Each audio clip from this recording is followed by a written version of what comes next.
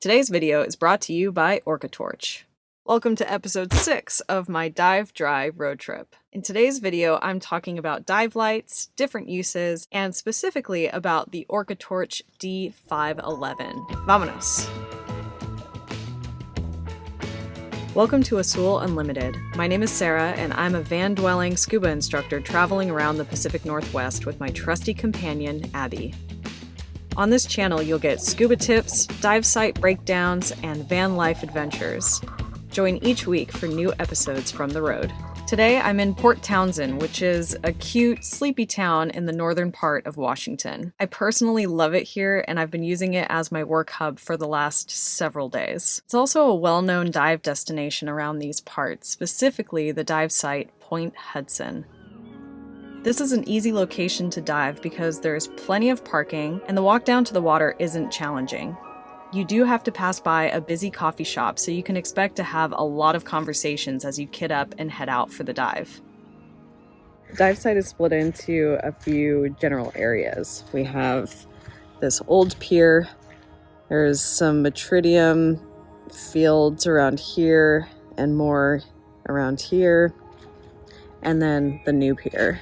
Right next to the old pier, there's also, behind this structure, there's... Jesus, good morning. There's a lot of rock pilings. Where are you? Ah, there you are! How cool! Anybody else literally hold their breath when they're hoping for, oh, I saw some out there. I catch myself holding my breath hoping. Abby, vente ya.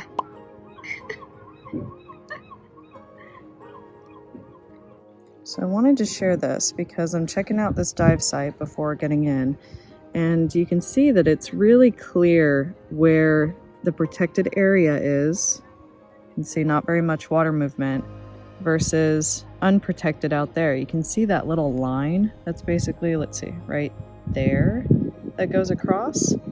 You can see the current is out there, but in here there's not so much. There's probably still water movement, but that is really clear. And then another good thing to check out if you have a pier is to look down the pilings, and that will give you a much better idea of what kind of visibility you're going to find. Here, I'm expecting really low visibility. I went diving last night and it wasn't great, and it doesn't look much better this morning. I was hoping with different tide and morning light. I didn't realize it was going to be practically raining this morning. It is what it is. I am going to check it out anyway.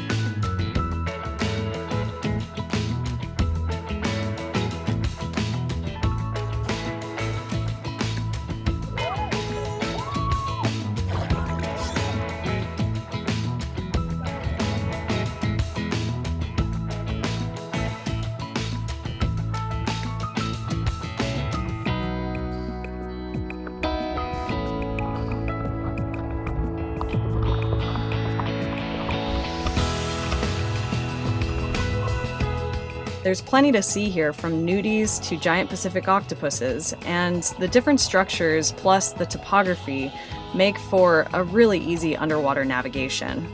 As you can see, dive lights are incredibly important for seeing more creatures, seeing their true colors, and capturing great photos or video.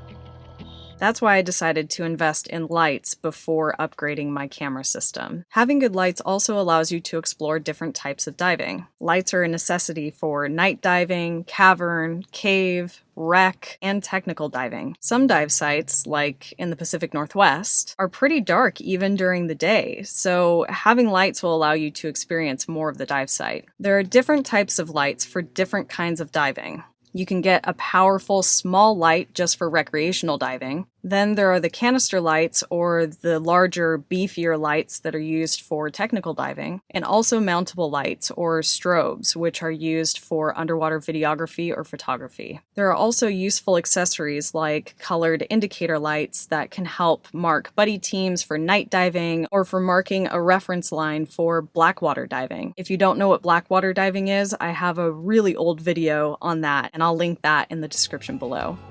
When choosing a light, another consideration is the color temperature, which is measured in Kelvin, and it's CRI, Color Rendering Index. Color temperature refers to the amount of yellows or blue in the light. A warmer light will have more yellow and orange color, and it will also have a lower temperature, whereas a cooler light will have more blues, and it actually has a higher temperature.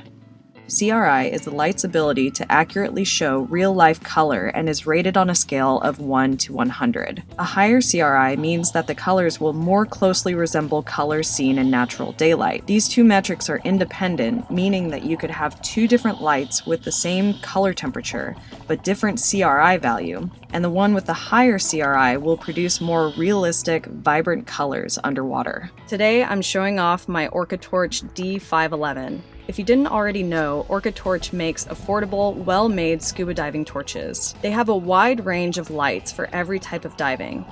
I chose the D511 to be my backup light to my primary video light, and I'm impressed with its power. The output is 2,200 lumens and can run over 3 hours. This light has a huge range with a beam distance of 290 meters and a working range down to 150 meters in depth. OrcaTorch lights come with nice storage containers, charging cables, and spare O-rings. It's also a super beefy light, and I feel like I could use it as protection in case I need it in the van. I'm not sure how useful it would be, but I do feel like I could bop somebody on the head with this.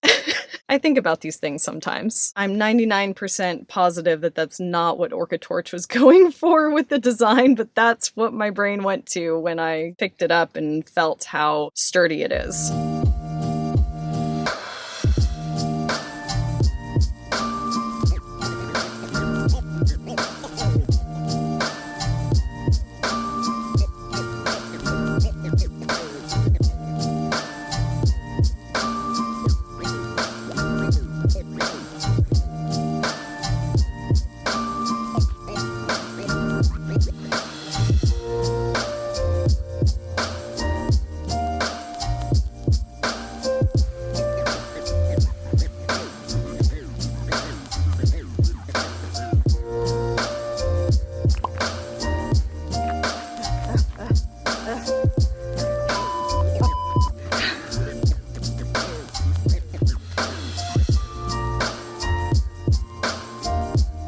No, they're everywhere, honey.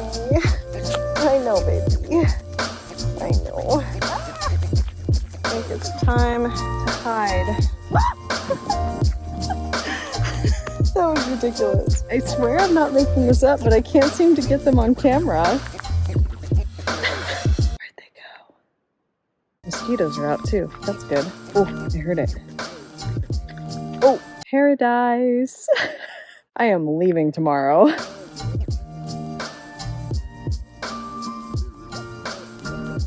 If you're in the market for a dive light, then I highly recommend you check out OrcaTorch, and you can support my channel by using my affiliate link in the description on this video. I would love it if you would leave a comment below with your favorite underwater torch. I'd just love to see what people are diving with. Also, don't forget to subscribe so you don't miss next week's episode. Thanks for watching. Ciao!